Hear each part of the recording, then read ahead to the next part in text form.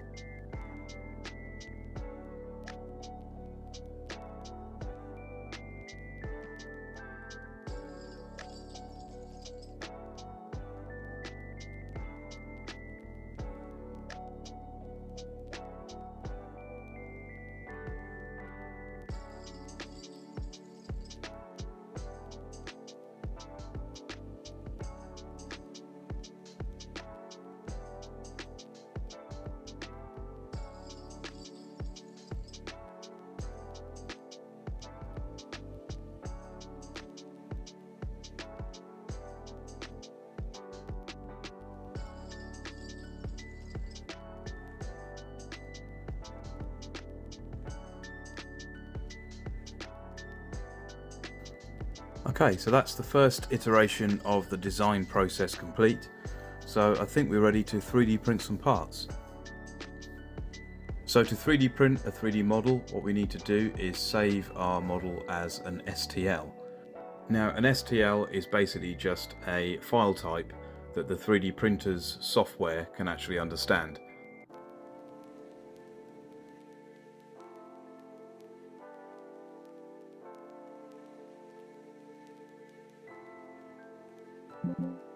So now we've got our STL saved, what we need to do is open up the 3D printer's software.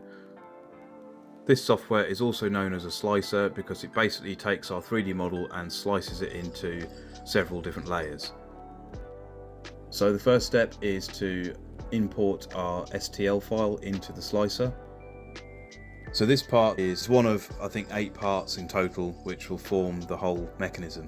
So now, as we can see, we have our 3D object in the slicer software. First thing I'm going to do is flip it over so it's facing the other way up. The reason I'm doing that is just to reduce the amount of support material that I need. Basically, support material is like a sort of scaffold that the printer will create because they can't print very well in midair, so they need an actual solid surface to print on. And now I'm just going to go through the various different parameters to make sure that they're appropriate for the part that we're printing. Again, I'm not going to go into too much detail here because it's not really the main focus of this video, but I do plan to do a 3D printing tutorial video in the near future as well, just to sort of show the basics of how to set a 3D printer up and what some of the main parameters and settings actually do. Once we're happy with our settings, we can click slice plate, and what that will do is convert our sort of solid 3D model into hundreds of layers, which is how the printer is actually going to build the part. So once the slicing is complete, it sort of gives a preview of what that's going to actually look like, including the support material. So it sort of gives us an opportunity to sort of visualize the part before we actually click print, just in case something looks a bit weird and we want to make any changes. But once it's all good, we can click print plate and then choose to either print it straight away or send the file over to the printer. I typically send the file over, and in this case especially because I know that I need to change the filament. So let's take a look at the printer itself. This is my 3D printer. It's a Creality K1. Yeah, it's had a fair bit of use since I've owned it, and it's certainly I would say paid for itself by now with all the different things that I've printed with it. So little bits and pieces for the home, repairing stuff, and of course the odd project here and there. Right, so I've just loaded the filament in. I'll do a sort of more detailed video on how to do that and 3D printing in general at some point in the near future. But for now, let's get our print started. So I've already sent it to the printer from my laptop, so we can just press on the folder icon and there's our part. I'm going to skip the calibration and then press print.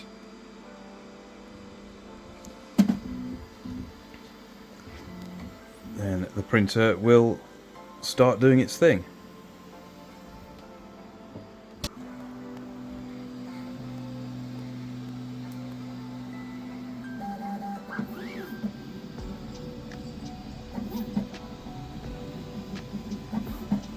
Got a few bits on the bed because I made the mistake of brushing off some dust, which has now sort of gone everywhere, so excuse the bits of dust, but I'm not too worried about it at the moment because I'm kind of treating this one as a prototype, if you like, so just to kind of make sure everything fits, and also just kind of get the creative juices flowing a little bit.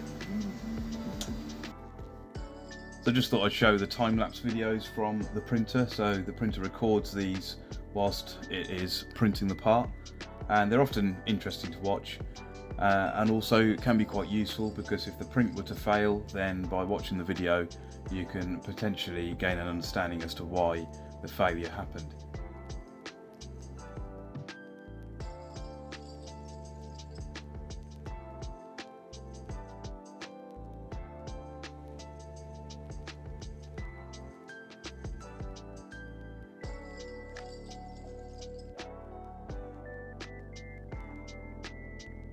Alright, so I'm in the garage now. All the 3D printed parts have been completed, so now I'm ready to assemble it. So here are the parts that I'm going to be using to build this thing. So we've got all the black 3D printed parts there, and they're going to form the main sort of structure of the mechanism that's going to raise and lower the brush, and then some screws and a standard RC car servo there as well.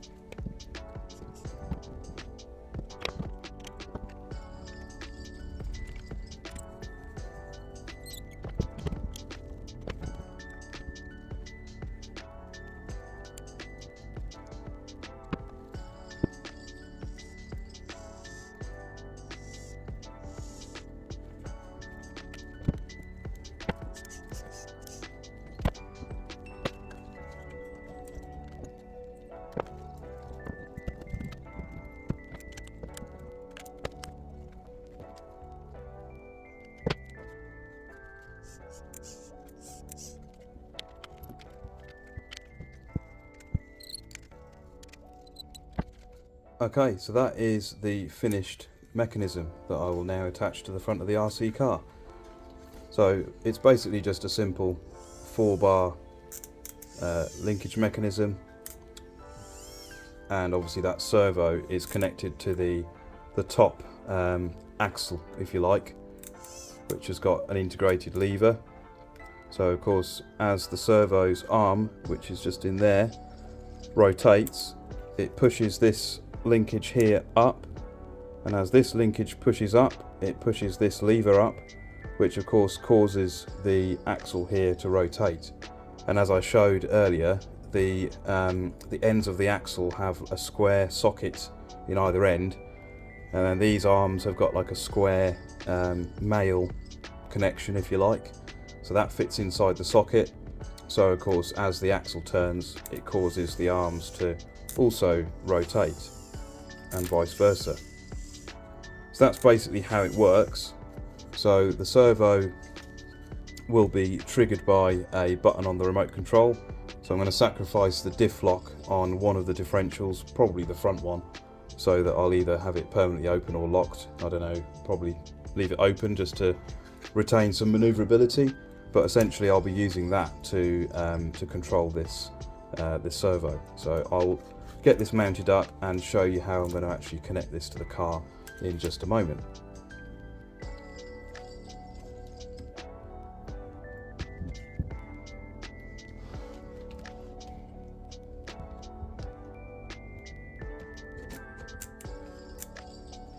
So just thought I'd give you a quick overview of what's going on under the hood, as it were. So we've got the motor here, then we've got the gearbox in the middle, which is a 2-speed, so that's operated by this servo here. Speed controllers up the front. We've also got 2 more servos on this side, which are for the front and rear diff lock. So basically it's a cable operated system, and you can just see the cable there. So that's how the diff lock works, and there's a locking mechanism within the axle which locks the diff. So yeah, I'll be disconnecting the electrical connection for that servo and replacing it with this electrical connection for the brush lift servo. Or at least that's my plan anyway. So I need to sort of refresh myself as to how this thing's wired up so that I can connect this into the right place. So I'm just going to do that now.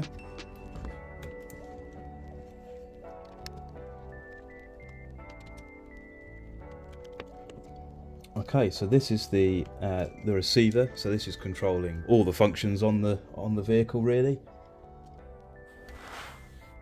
I have no idea what this wire's for. It's a bit weird. I think that is for... Yes, I think that is the one for the front diff lock, actually.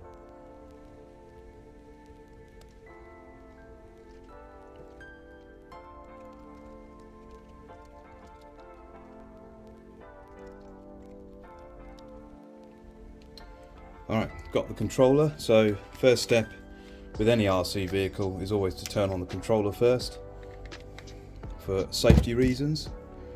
Now we'll connect the battery.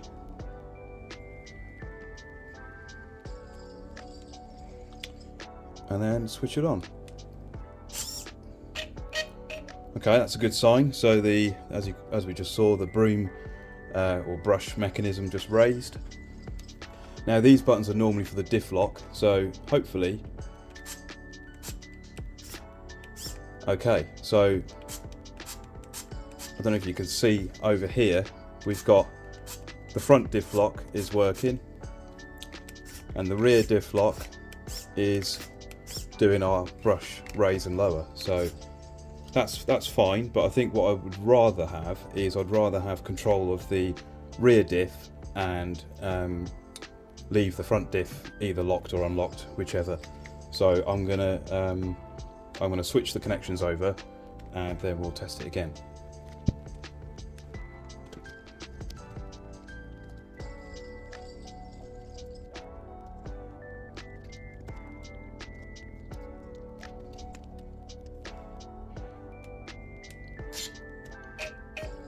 Right, hopefully that's correct now. Let's give it a try.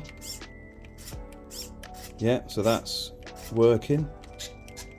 And yeah, we've now got the rear diff servo operating.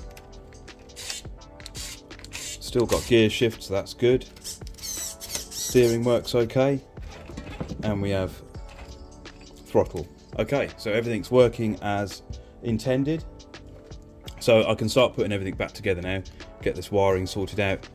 It's all a bit of a mess because there's quite a few different functions on this car, and of course getting everything crammed into this little box is a bit tricky. Perhaps what I could do is 3D print a bigger box just to have a bit better cable management here, but that might be something I do in the future. Alright, so that's the installation complete. We've got our wire for the servo running across there, so I think that should be okay for now. Just realised I've forgotten to actually bolt the thing on.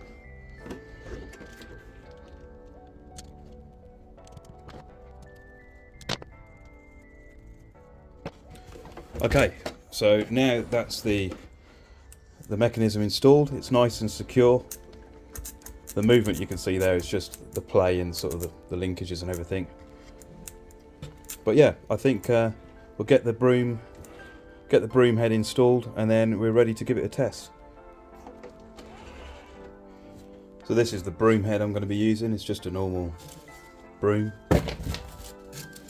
So my idea is to just basically screw through these arms straight into the wood and yeah, mount it like that.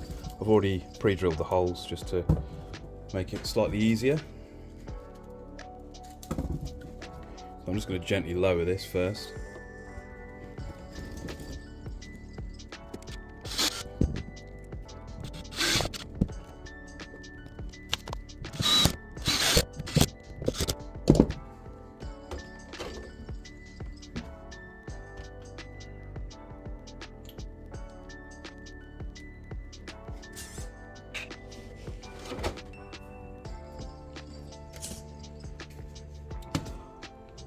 Right, so let's give it a test.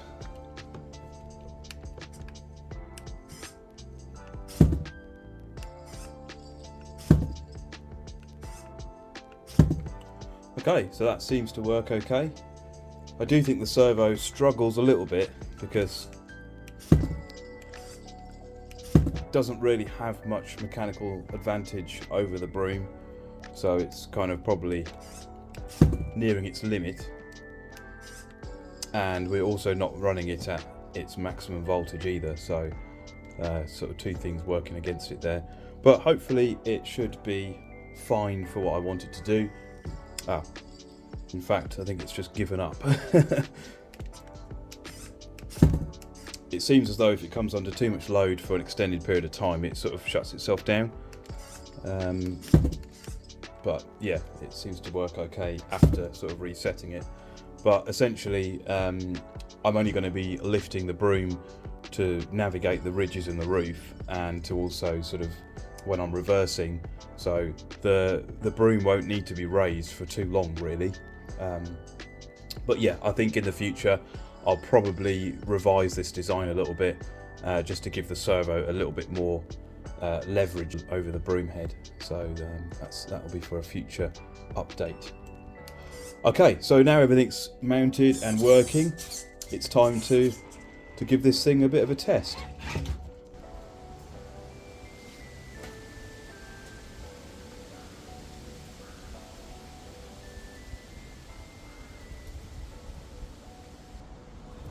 Okay, so I'm just going to gradually work my way from one end of the roof to the other and see how I get on. One thing I'm a little unsure about is actually driving over the ridges in the roof, because they're a little bit steep and the roof's quite slippery, so I'm not too sure how well the rock crawler will be able to climb over them, but we will see as and when we get there.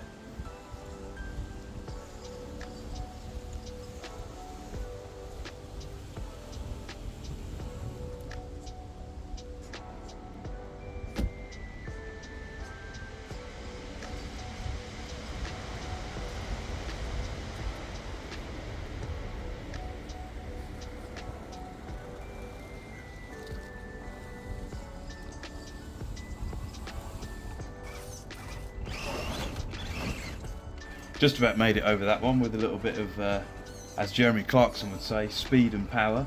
So what I'm doing is I'm just kind of facing towards the house to get the leaves that are right up against the wall there. So I'm just going to kind of drag the leaves away from the wall, and then turn the rock crawler around and then push them all towards the edge of the lower edge of the roof.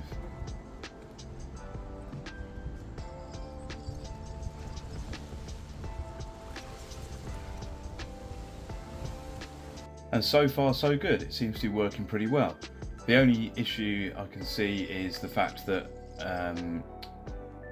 the only real disadvantage at the moment is the fact that since I'm just using quite a coarse sort of yard broom, it's not really getting a lot of the smaller little bits of debris and the dirt off of the roof. So I think at some point I might make a different kind of attachment, using either a finer brush or maybe even a microfiber mop pad or something like that, just to sort of really get rid of the rest of the dirt.